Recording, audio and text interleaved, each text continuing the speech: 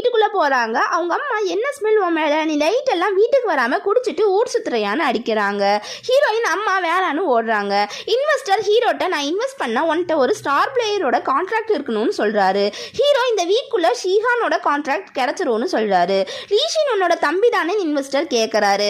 ஆமா, ஆனா அவன் நீங்க இன்வெஸ்ட் பண்ண பிக் பிக்சர் ஏஜென்சில இருக்கிறான்னு சொல்றாரு.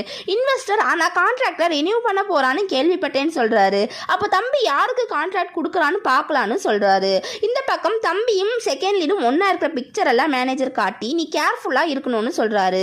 அதுக்கு தம்பி எனக்கும் அவளுக்கும் எந்த ரிலேஷன்ஷிப்பும் இல்ல, அவ தான் இந்த பிக்சர் எல்லாம் அனுப்பி இருக்கணும், அவ ஒரு பெரிய பணக்கார ஃபேமிலியை சேர்ந்தவ, அவங்க அப்பா ஒரு கேங்ஸ்டர், என்னை வார்ன் பண்றதுக்கு தான் அனுப்பி இருக்கிறாங்க, நான் இனிமேல் அவளை மீட் பண்ணவே கூடாதுன்னு தம்பி சொல்றாரு.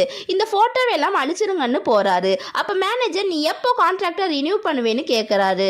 ஹீரோயின் செகண்ட் லீடர் துரோகி என்னை இப்படி விட்டுட்டு போயிட்டேன்னு சொல்றாங்க.